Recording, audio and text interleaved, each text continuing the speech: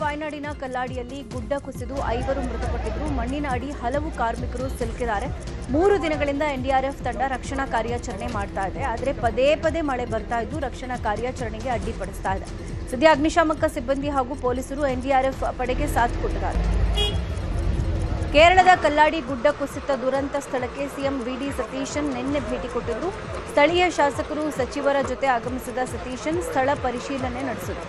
30 ಗಂಟೆ ಕಳೆದರೂ ನಾಪತ್ತೆ ಆದವರ ಸುಳಿವು ಇನ್ನೂ ಸಿಕ್ಕಿಲ್ಲ. ಹೀಗಾಗಿ ಅಧಿಕಾರಿಗಳಿಂದ ಮಾಹಿತಿ ಪಡೆಕೊಂಡರು. ಬಳಿಕ ಮಾತನಾಡಿದ ಸತೀಶನ್ ಕಾಣೆಯಾದ 5 ಶೀಘ್ರದಲ್ಲೇ ಪತ್ತೆ ಆಗ್ತಾರೆ ಅಂತ ಹೇಳಿದ್ದಾರೆ. ಕೇರಳದ ವಾಯನಾಡಿನಲ್ಲಿ ಭೂಕುಸಿತ ಹಿನ್ನೆಲೆ ಕಾಂಗ್ರೆಸ್ನ ಹಿರಿಯ ಮುಖಂಡ ಹಾಗೂ ಕೇರಳಂನ ಗೃಹ ಸಚಿವ ರಮೇಶ್ ಚೆನ್ನಿತ್ತಾಲ ಸಿಎಂ ಡಿಕೆ ಶಿವಕುಮಾರ್ರನ್ನ ಭೇಟಿಯಾಗಿದ್ದಾರೆ. ವಿಧಾನಸೌಧದಲ್ಲಿ ಭೇಟಿಯಾಗಿ ಕೆಲ ಹೊತ್ತು ಮಾತುಕತೆ ನಡೆಸಿದ್ದಾರೆ. ಇದೇ ವೇಳೆ ಅಂತಾರಾಜ್ಯ ಮಾದಕ ವಸ್ತುಗಳ ಜಾಲವನ್ನು ನಾಶಪಡಿಸೋಕೆ ಮತ್ತು ಮಾದಕ ವಸ್ತುಗಳ ಹಾವಳಿ ತಡೆಗಟ್ಟುವ ನಿಟ್ಟಿನಲ್ಲಿ ಅಗತ್ಯ ಕ್ರಮಗಳನ್ನು ತೆಗೆದುಕೊಳ್ಳುವ ಬಗ್ಗೆನೂ ಚರ್ಚೆ ಮಾಡಿದರು. ಹಾಸನ ಜಿಲ್ಲೆಯಲ್ಲಿ ವರುಣಾರ್ಭಟ ಮುಂದುವರೆದಿದೆ. ತಡೆಗೋಡೆ ಕುಸಿತು 2 ಮನೆಗಳು ಹಾನಿಯಾಗಿವೆ. ಸಕಲೇಶಪುರ ಪಟ್ಟಣದ ಡಾಲರ್ಸ್ ಕಾಲೋನಿ ಬಡಾವಣೆಯಲ್ಲಿ ಘಟನೆ ನಡೆದಿದೆ. ಅವೈಜ್ಞಾನಿಕ ಕಾಮಗಾರಿಯಿಂದ ಲೇಔಟ್ ತಡೆಗೋಡೆ ಕುಸಿದಿದ್ದು ಬಿದ್ದ ರಭಸಕ್ಕೆ ಅಕ್ಕಪಕ್ಕದ ಮನೆಗಳು ಹಾನಿಯಾಗಿವೆ. ಲೇಔಟ್ನವರು ಸೂಕ್ತ ವ್ಯವಸ್ಥೆ ಮಾಡಿಸುವುದಾಗಿ ಹೇಳಿದ್ದಾರೆ. ಸರ್ಕಾರದಿಂದಲೂ ನಮಗೆ ಸೂಕ್ತ ಪರಿಹಾರ ಒದಗಿಸುವಂತೆ ಕುಟುಂಬಸ್ಥರು ಆಗ್ರಹಿಸುತ್ತಿದ್ದಾರೆ. ಕೋಲಾರದಲ್ಲಿ ಗಾಳಿ ಸಹಿತ ಜೋರು ಮಳೆಯಾಗಿದೆ. ಮಳೆರಾಯನ ಆಗಮನದಿಂದ ರೈತರಲ್ಲಿ ಮಂದಹಾಸ ಮೂಡಿದೆ. ಮಳೆರಾಯನ ಆಗಮನದಿಂದ ಬಿತ್ತನೆ ಕಾರ್ಯಕ್ಕೆ ಅನುಕೂಲ ಆಗಿದೆ. ಭೂಮಿ ಹದ ಮಾಡಿ ಬಿತ್ತನೆಗೆ ಕಾದು ಕೂತಿದ್ದ ರೈತರು ಫುಲ್ ಖುಷಿಯಾಗಿದ್ದಾರೆ. ಕೊಡಗಿನಲ್ಲಿ ಮಳೆ ಆರ್ಭಟ ಹೆಚ್ಚಾಗಿದೆ. ಹೀಗಾಗಿ ಮುನ್ನೆಚ್ಚರಿಕೆಯಾಗಿ ಜುಲೈ 12ರವರೆಗೆ ರಾಜಾ ಸೀಟ್ ಬಂದ್ ಮಾಡಲಾಗಿದೆ. ಈ ಬಗ್ಗೆ ಕೊಡಗು ಜಿಲ್ಲಾಧಿಕಾರಿ ಎಸ್ಜೆ ಸೋಮಶೇಖರ್ ಆದೇಶ ಹೊರಡಿಸಿದ್ದಾರೆ. ಕೆಎಸ್ಆರ್ಟಿಸಿ ಬಸ್ ನಿಲ್ದಾಣದ ಬಳಿ ಭೂಕುಸಿತ ಹಿನ್ನೆಲೆ ತಾತ್ಕಾಲಿಕ ಮಾರ್ಗ ಬದಲಾವಣೆಯಿಂದ ವಾಹನ ದಟ್ಟಣೆ ಉಂಟಾಗಿದೆ. ಹೀಗಾಗಿ ರಾಜಾ ಸೀಟ್ ಬಳಿ ವಾಹನ ನಿಲುಗಡೆಯಿಂದ ಸಮಸ್ಯೆ ಆಗುವ ಹಿನ್ನೆಲೆ ರಾಜಾ ಸೀಟ್ಗೆ ಪ್ರವಾಸಿಗರ ಪ್ರವೇಶ ನಿಷೇಧಿಸಲಾಗಿದೆ. ಬೆಳಗಾವಿ ಜಿಲ್ಲೆ ಚಿಕ್ಕೋಡಿಯಲ್ಲಿ ರಾತ್ರಿಯಿಂದ ಮತ್ತೆ ಮಳೆ ಅಬ್ಬರ ಮುಂದುವರೆದಿದೆ. ಬೆಳಗಾವಿ ಸೇರಿದಂತೆ ಮಹಾರಾಷ್ಟ್ರದ ಘಟ್ಟ ಪ್ರದೇಶಗಳಲ್ಲಿ ಸುರಿದ ಭಾರೀ ಮಳೆಯಿಂದಾಗಿ ಕೃಷ್ಣಾ ನದಿ ಒಳ ಹರಿವಿನಲ್ಲಿ ಮತ್ತೆ ಏರಿಕೆಯಾಗಿದೆ. ಸದ್ಯ ಕೃಷ್ಣಾ ನದಿಗೆ ಮಹಾರಾಷ್ಟ್ರದಿಂದ 1,35,000 ಕ್ಯೂಸೆಕ್ ನೀರು ರಾಜ್ಯಕ್ಕೆ ಹರಿದು ಬರ್ತಾ ಇದ್ದು ಕೃಷ್ಣಾ ನದಿ ಅಪಾಯದ ಮಟ್ಟದಲ್ಲಿ ಹರಿತಾ ಇದೆ. ಪಶ್ಚಿಮ ಘಟ್ಟಗಳ ಪ್ರದೇಶದಲ್ಲಿ ಧಾರಾಕಾರ ಮಳೆ ಹಿನ್ನೆಲೆ ಬೆಳಗಾವಿಯಲ್ಲಿ ನಾನಾ ಅವಾಂತರ ಸೃಷ್ಟಿಯಾಗಿದೆ. ನಿರಂತರ ಮಳೆಗೆ ಮಾರ್ಕಂಡೇಯ ನದಿ ಮೈದುಂಬಿ ಹರಿತಾ ಇದ್ದು ಕೆಎಚ್ ಕಾಂಗ್ರಾಳಿಯಲ್ಲಿ 100 ಎಕರೆ ಕಬ್ಬು, ಮೆಕ್ಕೆಜೋಳ, ಭತ್ತದ ಗದ್ದೆಗೆ ನೀರು ನುಗ್ಗಿದೆ. ಮಳೆ ಮುಂದುವರೆದರೆ ಕೆಎಚ್ ಕಾಂಗ್ರಾಳಿಯ ಮನೆಗಳಿಗೂ ನದಿ ನೀರು ನುಗ್ಗುವ ಆತಂಕ ಎದುರಾಗಿದೆ. ಮಹಾರಾಷ್ಟ್ರದ ಮಹಾಮಳೆಯಿಂದ ಕೃಷ್ಣ ಹಾಗೂ ಘಟಪ್ರಭಾ ನದಿಗಳು ತುಂಬಿ ಹರಿತಾ ಇವೆ. ಅದರಿಂದ ಬಾಗಲಕೋಟೆ ಜಿಲ್ಲೆಯ ನದಿ ಪಾತ್ರದ ಗ್ರಾಮಗಳ ರೈತರು ಫುಲ್ ಖುಷಿಯಾಗಿದ್ದಾರೆ. ಆಲಮಟ್ಟಿ ಜಲಾನಯನಕ್ಕೆ ಜೀವ ಕಳೆ ಬಂದಿದ್ದು ಜಲಾಶಯದಲ್ಲಿ 33 ಟಿಎಂಸಿ ನೀರು ಸಂಗ್ರಹವಾಗಿದೆ.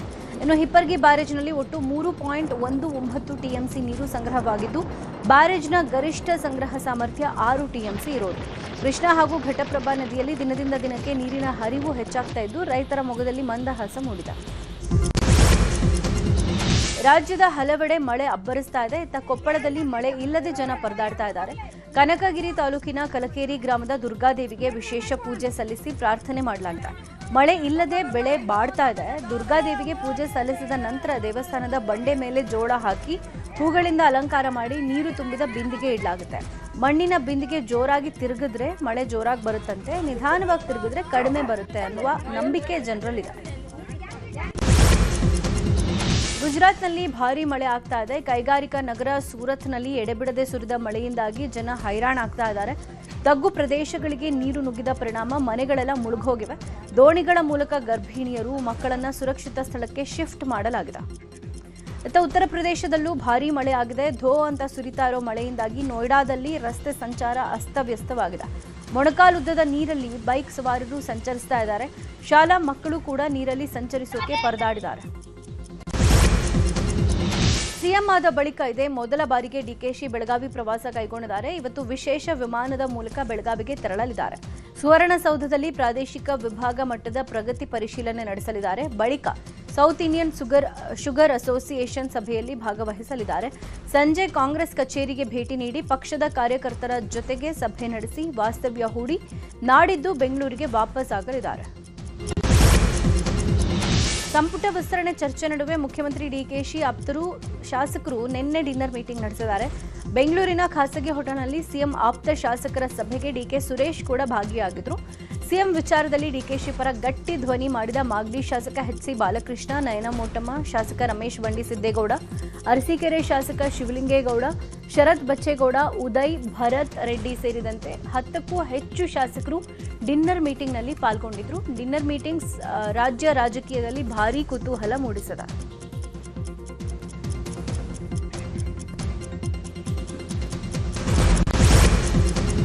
ನಿನ್ನೆ ಲೋಕಭವನದಲ್ಲಿ ರಾಜ್ಯಪಾಲ ಥಾವರ್ಚಂದ್ ಗೆಹ್ಲೋಟ್ ಅವರನ್ನ ಮುಖ್ಯಮಂತ್ರಿ ಡಿಕೆಶಿ ಭೇಟಿಯಾದರು. ಲೋಕಭವನದಲ್ಲಿ ಭೇಟಿ ವೇಳೆ ಕೆಲ ಹೊತ್ತು ಸಿಎಂ ಡಿಕೆ ಶಿವಕುಮಾರ್ ಸಮಾಲೋಚನೆ ನಡೆಸಿದ್ರು. ರಾಜ್ಯದಲ್ಲಿ ಮಳೆ ಮತ್ತು ಬರದ ಸಿದ್ಧತೆ ಹಾಗೆ ಆಷಾಢ ಮಾಸಕ್ಕೂ ಮುನ್ನ ಸಂಪುಟ ವಿಸ್ತರಣೆ ಕುರಿತು ಚರ್ಚೆ ಆಗಿದೆ. ರಾಜ್ಯದಲ್ಲಿ 2ನೇ ಅಂತಾರಾಷ್ಟ್ರೀಯ ಏರ್ಪೋರ್ಟ್ ನಿರ್ಮಾಣ ವಿಚಾರಕ್ಕೆ ಸಂಬಂಧಪಟ್ಟಂತೆ ಸಿಎಂ ಡಿಕೆಶಿ ನೇತೃತ್ವದಲ್ಲಿ ನಿನ್ನೆ ಮಹತ್ವದ ಸಭೆ ನಡೆದಿದೆ. ಸಭೆ ಬಳಿಕ ಮಾತನಾಡಿದ ಸಿಎಂ ಡಿಕೆಶಿ, ಸದ್ಯಕ್ಕೆ ಯಾವುದೇ ಜಾಗ ಅಂತಿಮ ಆಗಿಲ್ಲ. ಆದಷ್ಟು ಬೇಗ ಯಾವುದೇ ಊರುಗಳಿಗೆ ತೊಂದರೆ ಆಗದಂತೆ ಕಡಿಮೆ ಭೂಮಿ ವಶಪಡಿಸಿಕೊಂಡು ತಾಂತ್ರಿಕ ಸಾಧ್ಯತೆಗಳನ್ನು ಪರಿಗಣಿಸಿ ಕೇಂದ್ರಕ್ಕೆ ಪ್ರಸ್ತಾವನೆ ಸಲ್ಲಿಸ್ತೀವಿ ಅಂತ ಹೇಳಿದ್ದಾರೆ. ನಿನ್ನೆ ಚಿತ್ರದುರ್ಗದಲ್ಲಿ ಬಿಜೆಪಿಯಿಂದ ಆಗ್ನೇಯ ಪದವೀಧರರ ಚುನಾವಣಾ ಪೂರ್ವಭಾವಿ ಸಭೆ ನಡೆಯಿತು. ಇದೇ ವೇಳೆ ಬಿಜೆಪಿ ರಾಜ್ಯಾಧ್ಯಕ್ಷ ಬಿವೈ ವಿಜೇಂದ್ರ ಸ್ವಪಕ್ಷದಲ್ಲಿನ ವಿರೋಧಿಗಳನ್ನು ಕುಟುಕಿದ್ದಾರೆ.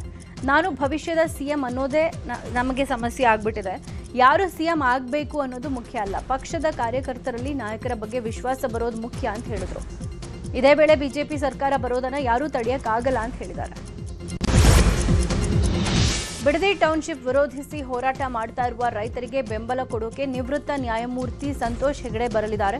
ಭೈರಮಂಗಲ ಗ್ರಾಮದಲ್ಲಿ ನಡೀತಾ ಇರುವ ರೈತರ ಪ್ರತಿಭಟನೆಗೆ ಇವತ್ತು ಬೆಳಗ್ಗೆ 11 ಗಂಟೆಗೆ ಆಗಮಿಸಿ ರೈತರ ಪರ ಪ್ರತಿಭಟನೆಯಲ್ಲಿ ಭಾಗಿಯಾಗಲಿದ್ದಾರೆ. ಸಂತೋಷ್ ಹೆಗಡೆ ಅವರ ಆಗಮನದಿಂದಾಗಿ ರೈತರ ಹೋರಾಟಕ್ಕೆ ಮತ್ತಷ್ಟು ಬಲ ಬರುತ್ತೆ.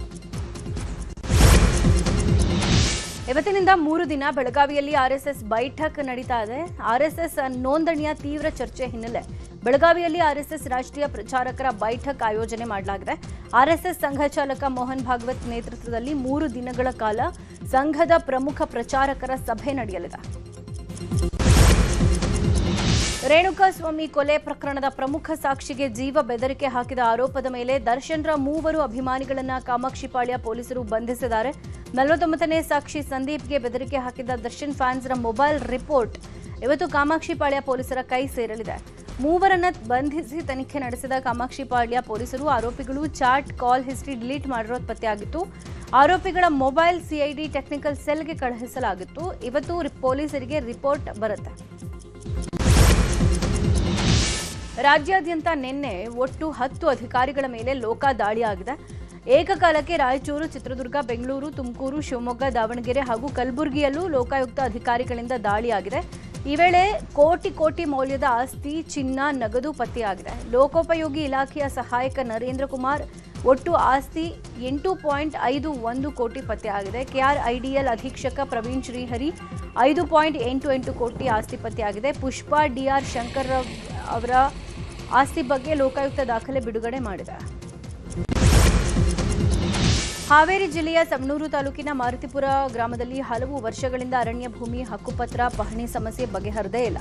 ಹೀಗಾಗಿ ಜಿಲ್ಲಾಧಿಕಾರಿ ಡಾಕ್ಟರ್ ವಿಜಯ್ ಮಹಾಂತೇಶ್ ದಾನಮ್ಮ ಭೇಟಿ ನೀಡಿ ಸಮಸ್ಯೆಗಳ ಕುರಿತು ಗ್ರಾಮಸ್ಥರಿಂದ ಅಹವಾಲು ಸ್ವೀಕರಿಸಿದ್ದಾರೆ.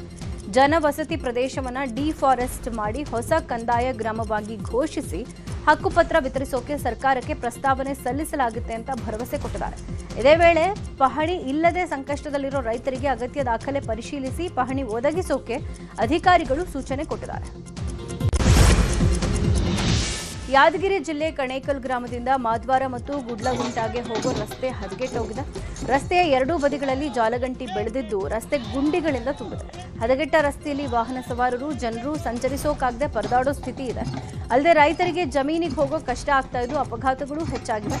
ಸಾಮಾಜಿಕ ಹೋರಾಟಗಾರ ಉಮೇಶ್ ಕೆ ಮದ್ನಾಳ್ ಅವರು ರೈತರೊಂದಿಗೆ ಸ್ಥಳಕ್ಕೆ ಹೋಗಿ ಬೆತ್ತ ಹಿಡಿದು ಡೊಳ್ಳು ತಮಟೆ ಬಾರಿಸಿ ವಿನೂತನ ಪ್ರತಿಭಟನೆ ಮಾಡಿದರು.